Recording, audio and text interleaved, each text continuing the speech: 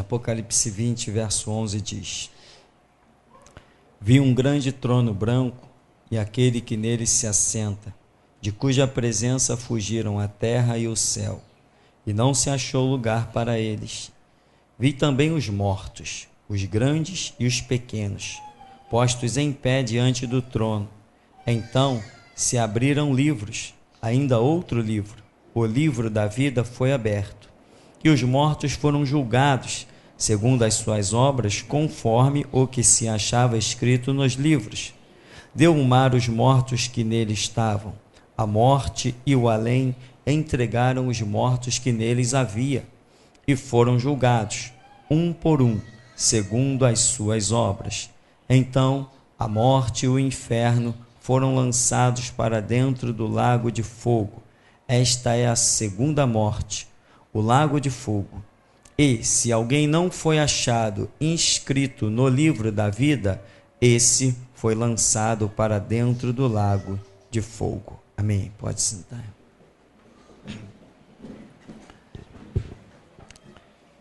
Irmãos, o juízo de Deus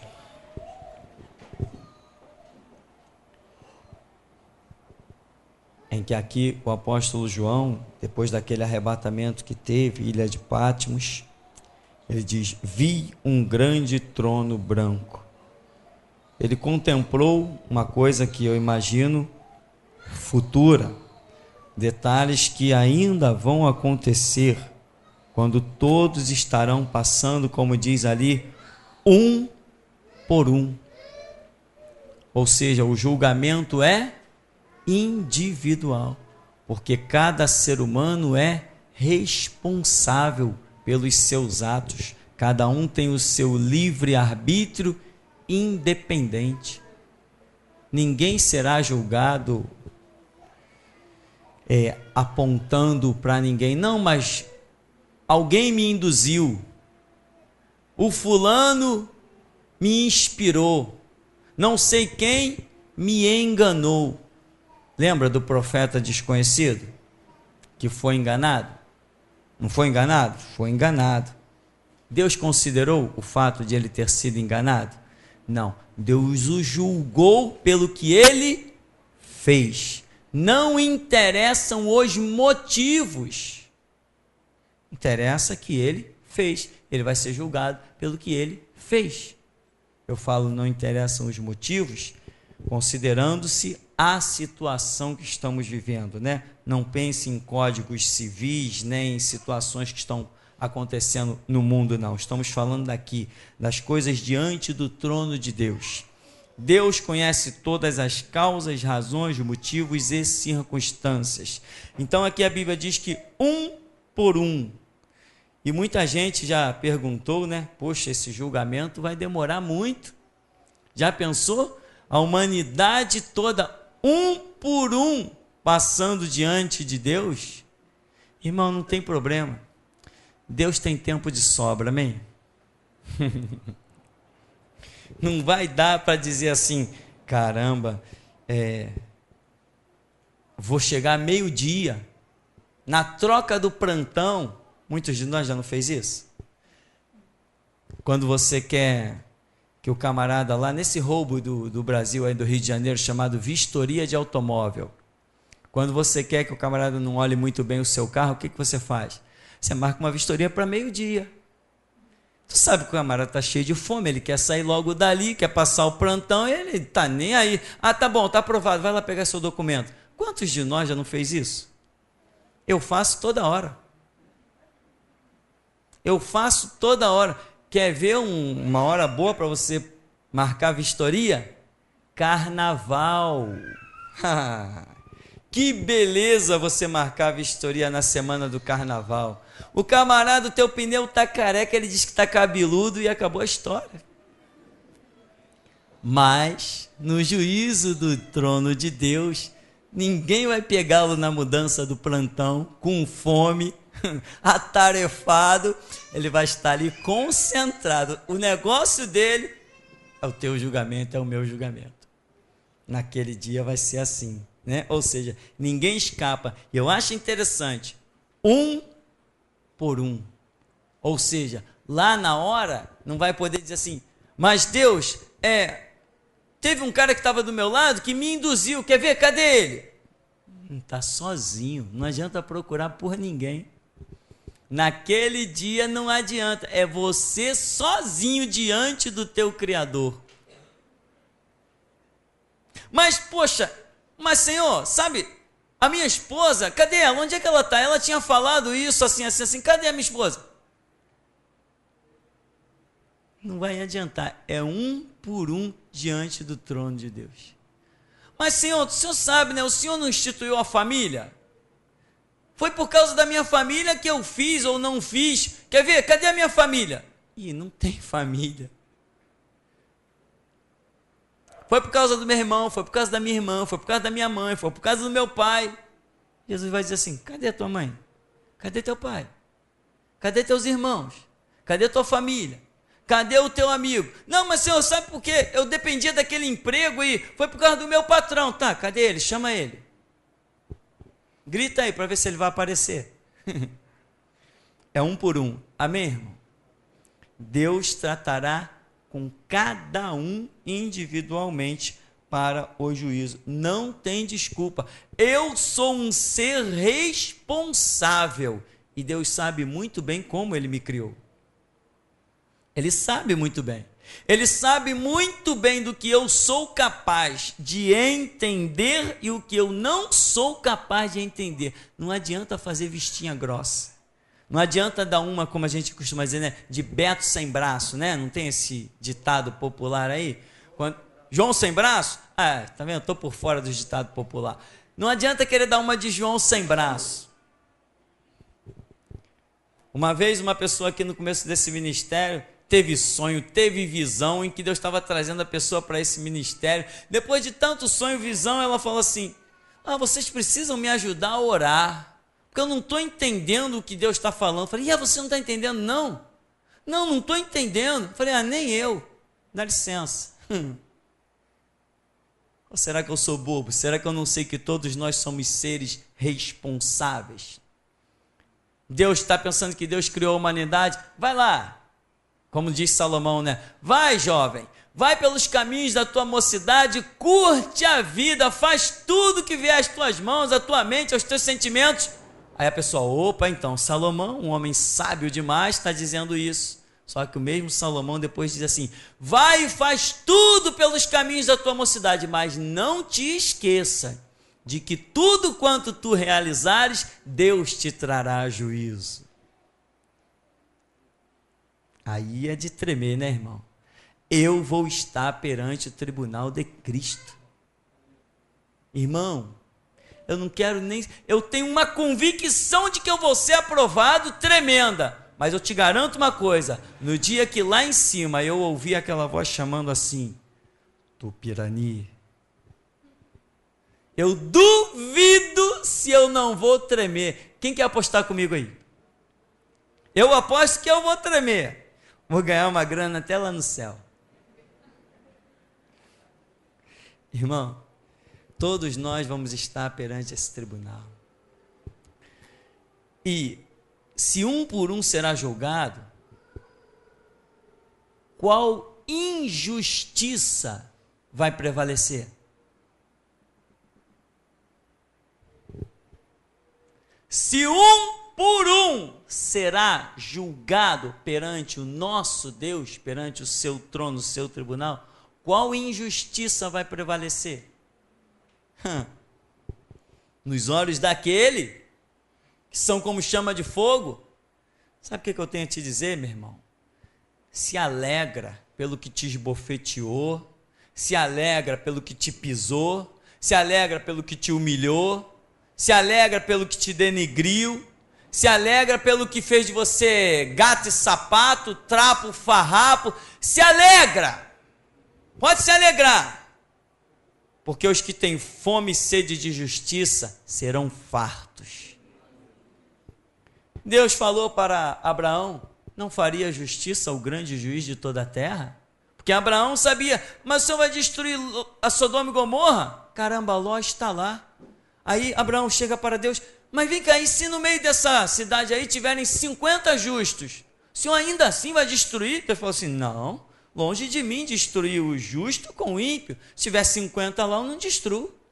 Ah, mas então se faltar só mais um, se ao invés de 50 tiver 49, não, também eu não destruo. Ah, então se baixar 10, se tiver 40, não, eu não vou destruir. 30, 20, 15, 10, 9, 8, 7, se tiver um justo, Abraão, se tiver um justo naquela cidade, eu não destruo ela. A integridade de Deus em fazer justiça é gloriosa. Toda injustiça terá que passar no fio da espada do Todo-Poderoso. E eu me alegro nisso, eu me alegro. Eu exulto e canto. A minha alma engrandece ao Senhor e o meu espírito se alegra em Deus, o meu Salvador. Abraão pensando em quem? Em Ló, que era justo. Aí quando Abraão está imaginando, opa, então Sodoma e Gomorra não vai ser destruída, porque Ló está lá. Aí Deus diz assim, Abraão, dá licença agora, porque eu tenho uma cidade para destruir. Abraão ficou esperando. Ora, mas tem Ló lá. Deus manda os anjos da frente, tira Ló daquela cidade. Retira ele lá com a sua família daquela cidade. Quando Ló está salvo, aí Deus vai e destrói a cidade. Não tem injustiça que prevaleça. Irmão, você tem sido humilhado lá no teu emprego? Às vezes você tem que trabalhar para marginal, para defender o teu pão de cada dia. Olha, irmão, trabalhe para marginal, mas não seja um. Às vezes você tem que trabalhar para um católico desses ferrenhos, né? Como é que se dá aquele nome? Aqueles católicos contumaz e tal, que gosta de humilhar todos os outros das outras religiões. Tá, tem orado, é o projeto de Deus que você trabalha ali? Trabalhe. Se Deus tem mostrado que é para você sofrer humilhação, pode sofrer. Lembra de Babilônia? O que Abacuque diz? Mas Senhor, tu vai usar a pior nação do mundo, a nação mais ímpia, para julgar o teu povo, para repreender o teu povo. Aí depois Deus vai e coloca um layout, um outdoor na frente de Abacuque, que diz assim, essa nação que eu estou usando para corrigir o meu povo, o dia deles também vai chegar. E chegou o dia de Babilônia. Um outro império, o Império Medo-Persa, né? Não, antes dele. Depois de Nabucodonosor? Ciro. O filho de Nabucodonosor, estava lá. Assumiu depois de Nabucodonosor, antes de Dario tomar. O que aconteceu? Ele mandou buscar os utensílios de ouro e de prata do templo do Senhor para dar um banquete. Lembra? Quando ele está ali se banqueteando com os utensílios do povo de Deus, vem uma mão e escreve na parede, Mene, Mene, Tekel, Parsim. Ninguém pôde interpretar, ficou todo mundo doido, chamaram Daniel, e Daniel está lá, como uma igreja que vai atravessando e vendo os impérios subir e cair, subir e cair, subir e cair. Daniel não representa a igreja? Já não vimos isso? E Daniel está ali, os reinos vão passando, sobe e desce, e Daniel permanece firme eternamente. Quando Daniel dá a interpretação, olha, o negócio é o seguinte, pesado foste na balança e foste achado em falta. Ah, Daniel, eu vou te dar presente. Não, guarda os teus presentes para você. Tu está em falta. O que tu tem para dar para alguém se tu está em falta diante do Todo-Poderoso? Diz a Bíblia que naquela mesma noite, Dario, o Medo, com a idade de 62 anos, invadiu Babilônia, sem ser necessário matar ninguém. Segundo alguns historiadores, não precisou matar ninguém, porque traíram Babilônia, abriram portas e o Dario Medo dominou o império e mataram o rei naquele dia. Porque ele estava praticando uma injustiça. Qual era a injustiça? Ele não podia tocar nos utensílios de ouro e de prata que pertenciam ao templo de Deus. E eu te pergunto, se Deus matou um homem, preservou toda uma nação, todo o império foi preservado, segundo alguns historiadores, mas aquele que mandou buscar os cálices de ouro e de prata, Deus o fez cair a espada. Se Deus fez cair a espada um homem porque tocou nos seus cálices de ouro e de prata, eu te pergunto, o que ele não fará com aquele que tocar em ti?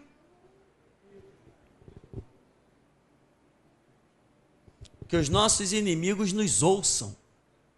Podem nos matar, mas quando nós partirmos dessa terra, o que nos aguarda é o que olhos não viram, nem ouvidos ouviram, nem jamais penetrou o coração humano.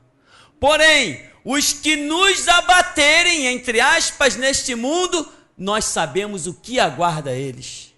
É o lago que arde com fogo e enxofre, que é a segunda morte, a eternidade de tormento.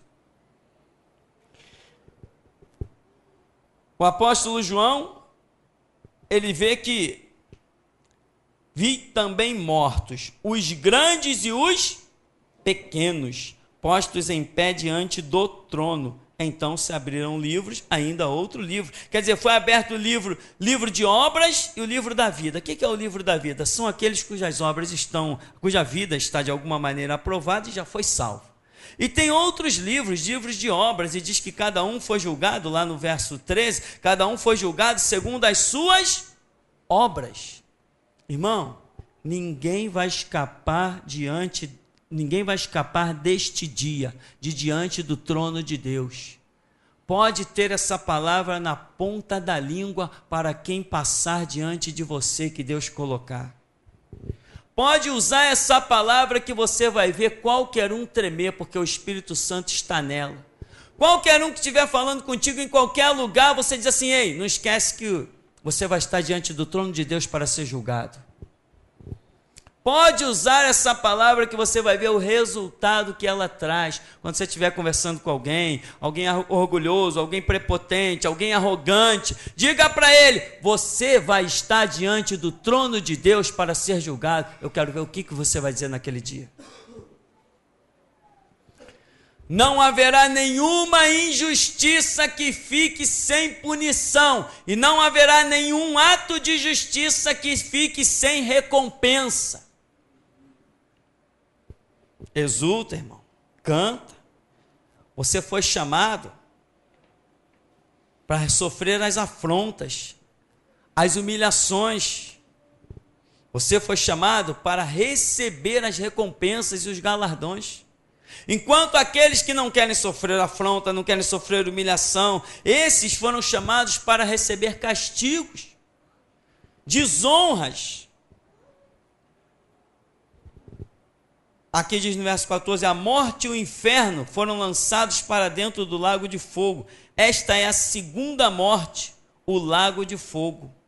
E se alguém não foi achado escrito no livro da vida, esse foi lançado para dentro do lago de fogo e enxofre. Esse lançamento no lago de fogo e enxofre, irmão, representa o extermínio, de todas as expectativas de uma mudança de vida. Ou seja, uma condenação em que a pessoa, quando chega nesse estágio, ela sabe que acabou. Por quê? Porque ela já passou pelo trono do juízo de Deus.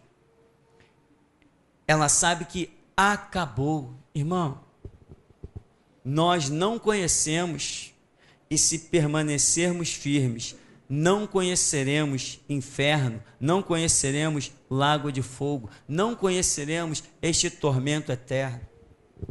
Muita gente que está por aí fazendo questão e criando brigas e intrigas pelas coisas mais absurdas, essas pessoas vão ter na sua vida, ou melhor, após a sua vida, vão ter surpresas tão terríveis, tão desagradáveis. Você lembra daquela mensagem que até hoje a gente está está fabricando aquela mensagem a centenas aí por mês, o tribunal. Temos essa mensagem, eu acho que nunca teve uma mensagem tão reproduzida como essa. Toda semana aparece gente pedindo as pilhas dessa mensagem. É gente dizendo que está duplicando em outros estados, em outros países. Já foi traduzida para outros idiomas a mensagem, o tribunal. Porque quando as pessoas se depararem diante do juízo de Deus, diante do grande trono de Deus para o julgamento, elas vão ficar assombradas. Muitos ricos vão dizer: cadê a minha riqueza? Muitos generais vão dizer: cadê a minha tropa? Muitos guerrilheiros vão dizer: cadê as minhas armas? O que eu faço agora? Eu era o todo-poderoso na terra e agora eu não sou nada. Eu estou à mercê de tudo e de todos. Eu não tenho nenhum poder, nenhuma autoridade. Eu não tenho nenhuma força. Eu não posso nem me mexer e determinar para que caminho eu vou, se vou para a esquerda ou para a direita. Muitos vão estar decepcionados naquele grande dia, frustrados, acabados, porque insistem em achar que a vida se resume a este mundo. Imagina, nós temos até contemplado anjos, temos visto coisas celestiais tão tremendas, e o ser humano está achando que tudo isso produzido pela sua inteligência é de uma inteligência que Deus criou para ser passageira. Estão se negando à voz do Espírito, estão se negando aos passos que o Espírito Santo tem dado sobre a terra, estão se negando ao mover que ele tem trazido sobre a igreja, estão se negando às pregações. O mundo está rejeitando, pisando a Cristo à medida que nega as nossas pregações. Neste momento, enquanto eu e você estamos aqui, lá na China, lá na Coreia e alguns outros países, pessoas estão sendo incendiadas vivas, pessoas estão sendo atravessadas com espada, com ferro, com o que tem pela frente. Os muçulmanos estão nesse momento assassinando dezenas e centenas de pessoas. Muçulmanos são os que praticam a abominação do islamismo. Eles estão nesse momento matando, criando leis para destruir o cristianismo, uma perseguição ferrenha. Mas um dia, lá naquele dia glorioso, quando se olhar para Cristo Jesus e o seu trono de glória, a sua destra ver-se-á cada um de nós, prostrado adorando o Todo-Poderoso que vive e reina pelos séculos dos séculos sem fim. E diante do trono, tremendo, chorando, lamentando, amedrontado como um cão sem amparo, nós veremos os muçulmanos, nós veremos os espíritas, nós veremos os católicos. Eles não vão escapar e não vão sobreviver à passagem do trono branco. Tem alguns cristãos estúpidos que dizem que há possibilidade de haver salvação na Igreja Católica. Se um dia eu desconfiar disso, eu rasgo a Bíblia e taco fogo nela e nego a fé.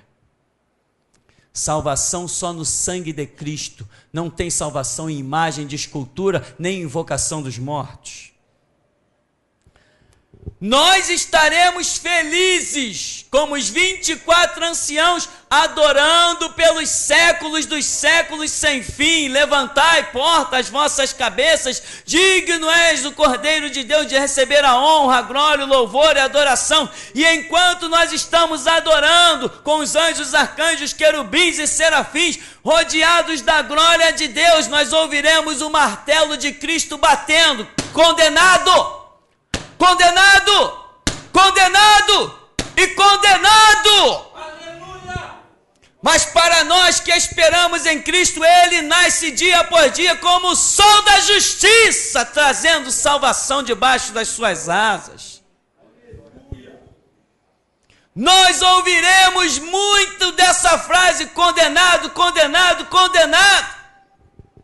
E nós seremos testemunhas contra cada um deles, pela obra que nós temos realizado sobre a terra e que eles negaram. E como o Senhor Jesus disse, Quem vos recebe a vós, a mim me recebe.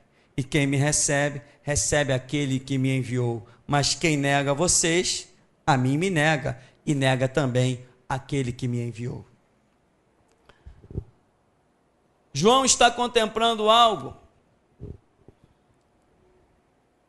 que é para deixar exatamente para o nosso entendimento. Sabe, irmão, quando Estevão estava debaixo daquela chuva de pedra, muita gente disse, acabamos com ele. Mas ele deixa o testemunho do que ele está vivendo. Enquanto tanta gente está acabando com ele, pedradas e mais pedradas, o que ele diz? Eu vejo os céus abertos e o Filho de Deus de pé à direita do Todo-Poderoso. Nas nossas vidas não existe derrota. Não interessa se vamos ser esquartejados e um pedaço do nosso corpo vai ser posto em cada esquina num mastro, como fizeram com o corpo de Tiradentes, né? No 21 de abril, de Lá Vai Fumaça. Aquele corpo esquartejado e um pedaço em cada canto. E eu te pergunto, o ideal, e olha só, estou falando de uma coisa bem natural, o ideal de Tiradentes, depois da morte dele, não saiu vencedor?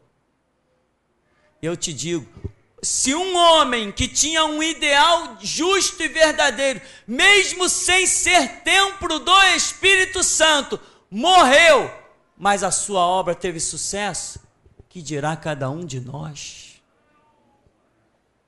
Que dirá cada um de nós que somos vasos, templos do Espírito Santo?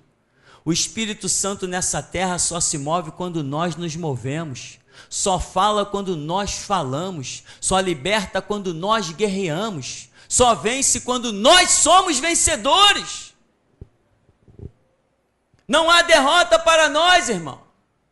Nada pode nos destruir. O nosso Cristo, com o sopro da sua boca, ele desfaz o iníquo. Aqui em Apocalipse, no capítulo 19, no verso 11, fala de Cristo vencedor da besta e do falso profeta. O que é a besta? A besta é um sistema de governo mundial. Aqui João já contemplou e viu que Jesus Cristo vence o sistema de governo mundial. Jesus Cristo vence o sistema de governo mundial. O sistema pode me matar hoje, mas amanhã a causa que eu defendo vai triunfar. Ela vai vencer, porque ela vem da justiça que é comprada com o sangue de Jesus Cristo. Irmão, eu quero convidar a igreja a derramar o sangue por Cristo. Eu quero te convidar a ser valente, intrépido, veemente, folgado. Eu quero te convidar a ser um guerreiro de Jesus Cristo, sacando a espada afiada de 2 gumes que penetra a divisão da alma e do espírito. Fala, prega, trabalha, seja ousado. Faça trabalhos pela internet, use a rede mundial. E quando a polícia, quando os camaradas os vistoriadores da internet vier bater na tua porta, manda bater na minha, que eles já me conhecem muito bem. Vamos juntos, unidos no sangue e no Espírito de Cristo, vamos libertar os cativos, porque Jesus Cristo já venceu a besta. Vamos com ousadia. Não tenha medo de nada, porque aqui está escrito: vitória de Cristo sobre a besta e sobre o falso profeta. A besta é o sistema de governo natural política, e o falso profeta representa o sistema de governo religioso, falso, que impera aí no mundo há séculos. Mas, no verso 20...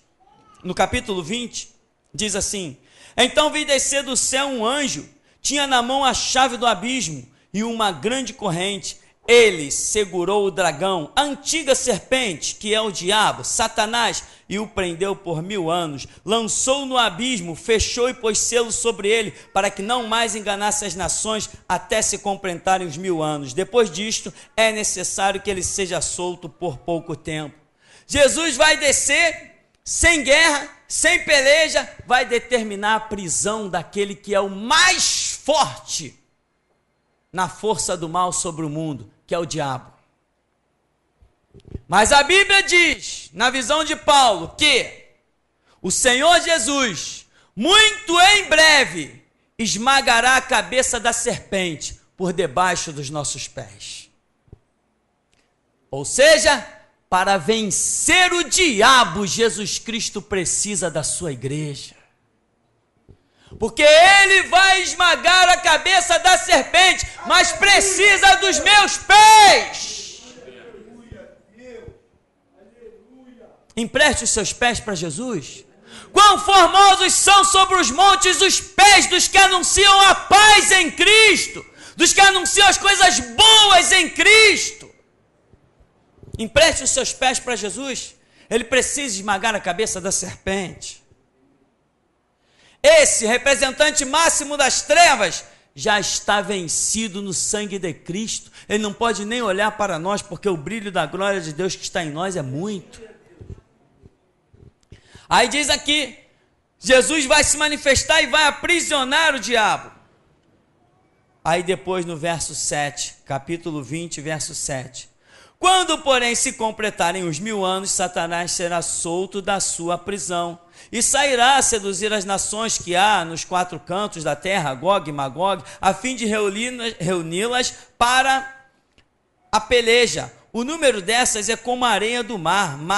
Marcharam então pela superfície da terra, sitiaram o acampamento dos santos e a cidade querida. Desceu, porém, fogo do céu e os consumiu. O diabo, sedutor deles, foi lançado para dentro do lago de fogo e enxofre, onde já se encontraram não só a besta, como também o falso profeta, e serão atormentados de dia e de noite pelos séculos, 2 séculos sem fim. Veja bem, meu irmão, o poder do nosso Deus. O que acontece quando 2 impérios se defrontam? O que acontece quando guerreiros se digradiam? E um domina o outro. O que ele faz? Ele procura traçar uma estratégia, ele procura gerar a morte do outro, ele procura aprisionar o outro de uma maneira que não se levante mais, para que não venha a ameaçar a sua posição. Não é assim que fazem os impérios? Não é assim que lidam os guerreiros? Não é assim que fazem os exércitos? Olha o poder de Jesus Cristo como é tanto, que ele não está preocupado com a força do inimigo. Aqui no capítulo 20, a partir do verso 1, nós vimos que o diabo será preso, mas lá no verso 7, Jesus vai dizer assim: solta ele lá de novo, que eu vou derrotar ele de novo. Eu vou mostrar que a minha derrota não é por acaso, não. Eu vou mostrar que eu tenho poder nos céus e na terra. O poder do teu Deus é muito grande, irmão.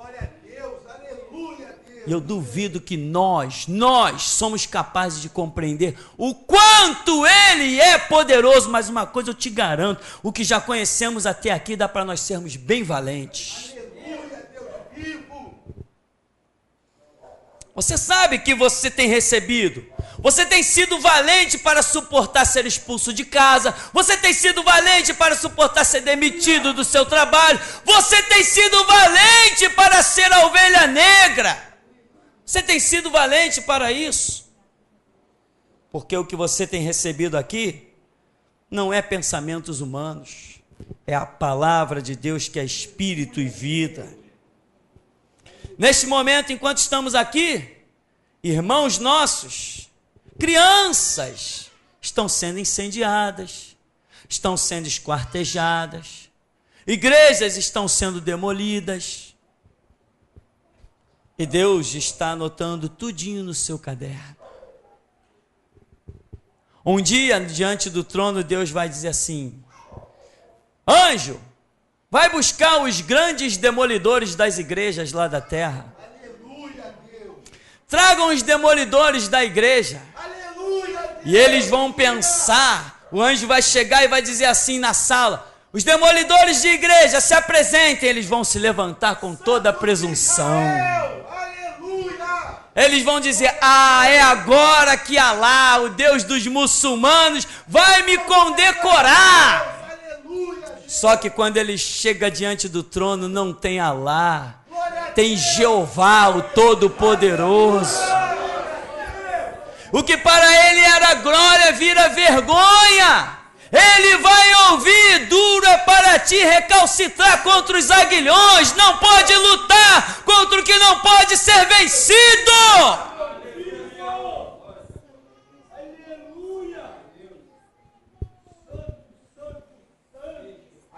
Aí o anjo vai clamar de novo dentro da sala: onde estão os esquartejadores dos cristãos? Opa, sou eu aqui! É sua vez agora de receber a sua porção. Aleluia, Deus! Todos vão passar perante o tribunal de Cristo. O que nós servimos. O que nós servimos não é o das rosas, não é das correntes, das campanhas e das pedras. É o que nós servimos, é o da Bíblia, adorado em espírito e em verdade.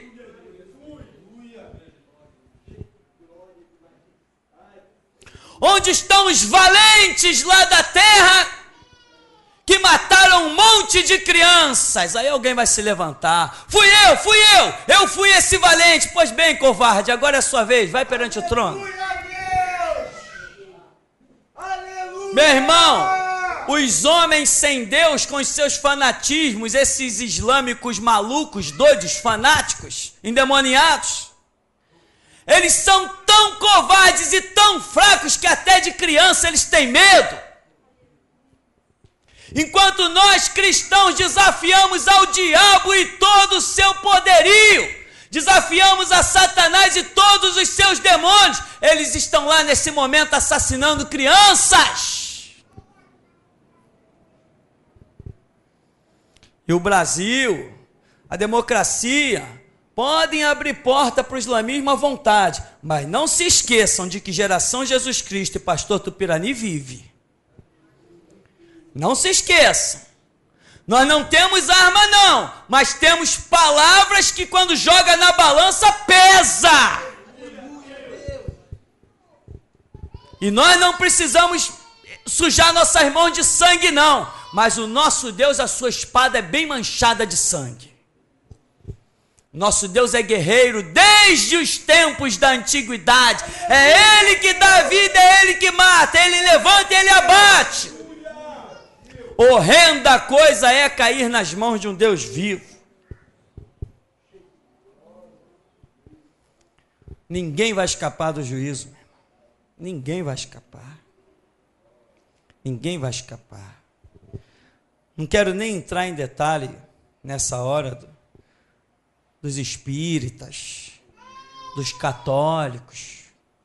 O meu alvo hoje é falar dos covardes do islamismo. Junta 50 caras montados a cavalo, com porrete, com revólver, para invadir uma igreja com 10, 15 adolescentes. Ah, como eles são fortes. Eles são tão fortes igual o Deus deles. Bota isso em vídeo, por favor, joguem na comunidade islâmica.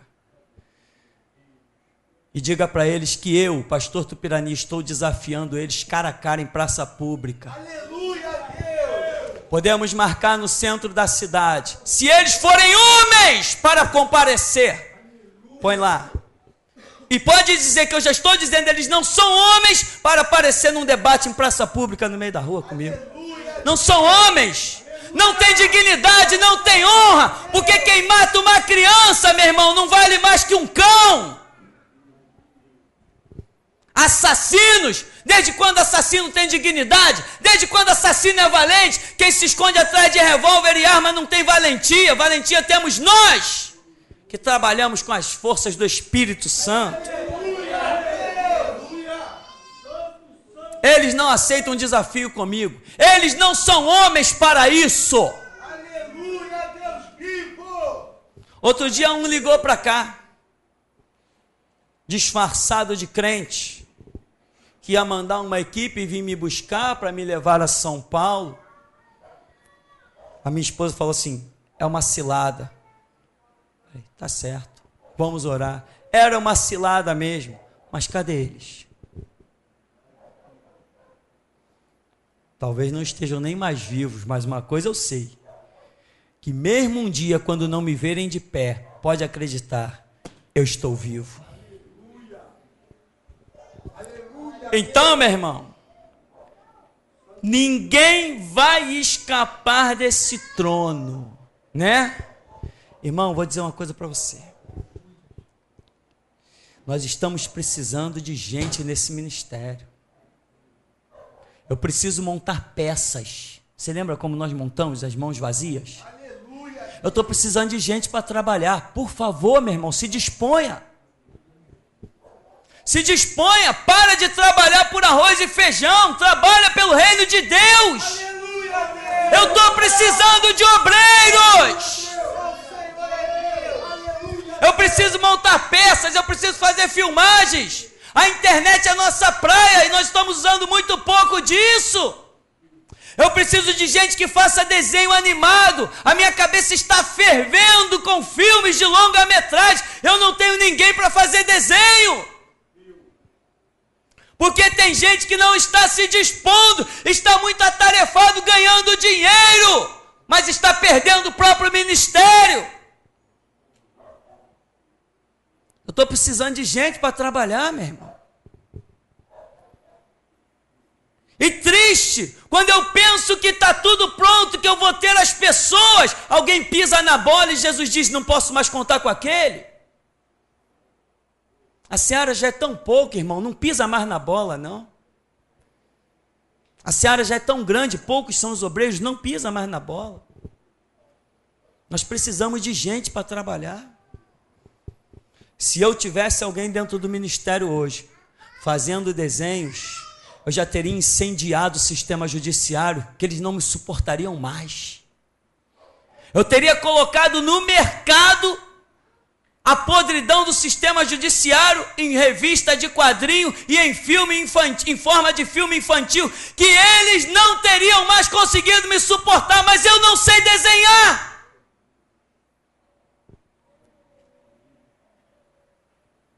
Meu espírito está aqui fervendo, meu irmão, clamando. Meu espírito está clamando. Eu preciso de gente para trabalhar. Esse ministério não precisa de gente para sentar e me olhar, não. Isso não é palco, meu irmão. Se você não pensa em trabalhar para Cristo, não fique chateado, não. Mas se você não tem o pensamento de trabalhar para Cristo, dê o banco para outra pessoa. Jesus está precisando de obreiros. Obreiros, gente que se envolva com a obra. Não é esse tipo de gente da dispensação passada. Eu vou na igreja, bato minha palma, ouço a palavra, me alimentei, eu fiz a minha obrigação. Quando o povo de Israel disse isso, lá em Isaías capítulo 1, o Senhor diz assim, quem pediu que vocês viessem pisar nos meus átrios? Quem pediu o aplauso de vocês?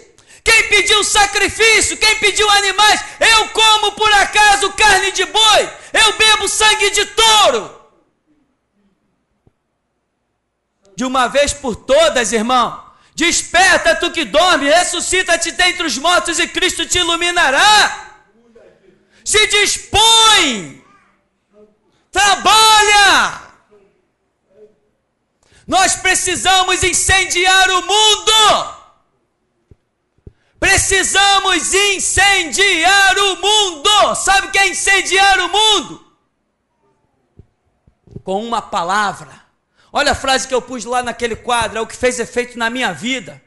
Um livro incendeia um homem, e um homem incendeia a sua geração. Aleluia!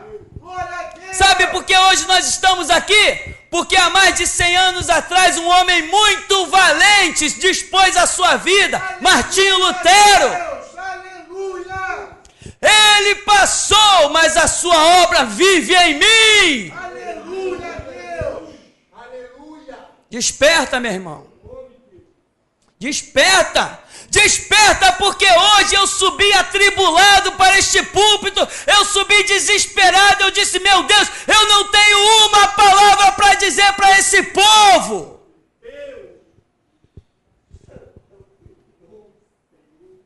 E abri aqui, por desencargo de consciência, mas eis o que o Senhor tem falado contigo. Se Deus não tem falado em outros dias, hoje eu digo, Ele tem falado. Dispõe-te, levanta-te e faze o povo herdar a terra que Deus já jurou que daria. Desperta, não fica adormecido. Não dê ouvidos às latas vazias.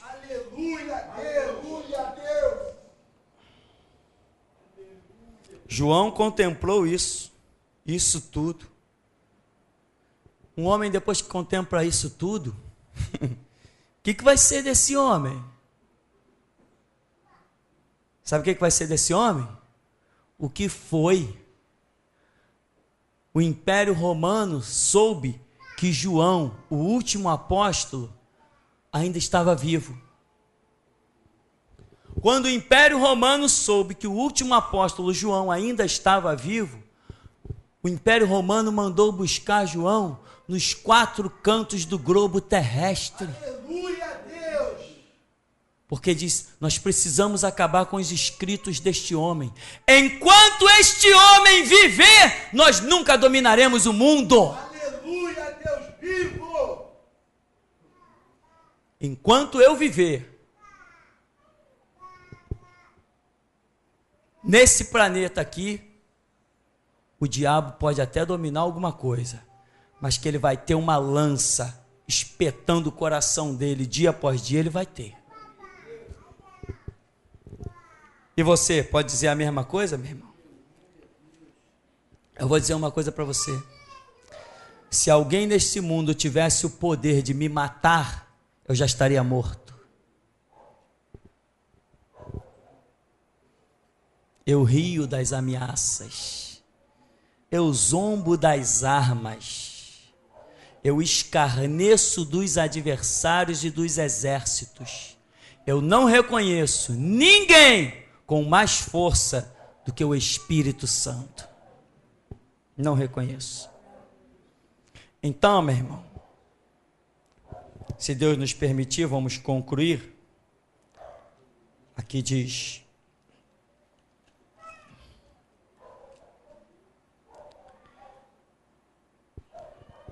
no capítulo 20, no verso 7. Quando, porém, se completarem os 1000 anos, Satanás será solto da sua prisão, que sairá a seduzir as nações que há nos 4 cantos da terra, Gog e Magog, a fim de reuni-las para a peleja. O número dessas é como a areia do mar. O número dessas é como a areia do mar, ou seja, incontável. Aí lá vai eles, marcharam então pela superfície da terra e sitiaram o acampamento dos santos e a cidade querida. Desceu, porém, fogo do céu e os consumiu. O diabo, o sedutor deles, foi lançado para dentro do lago de fogo e enxofre, onde já se encontram não só a besta, como também o falso profeta, e serão atormentados de dia e de noite, pelos séculos dos séculos sem fim. Enquanto os adversários da igreja e de Cristo estarão em tormento eterno, nós estaremos desfrutando do que olhos não viram, nem ouvidos ouviram, nem jamais penetrou ao coração humano. Então, até aqui nos tem ajudado o Senhor, e aqueles que são convocados pelo Espírito Santo para ser fiel até a morte, vamos louvar a Deus.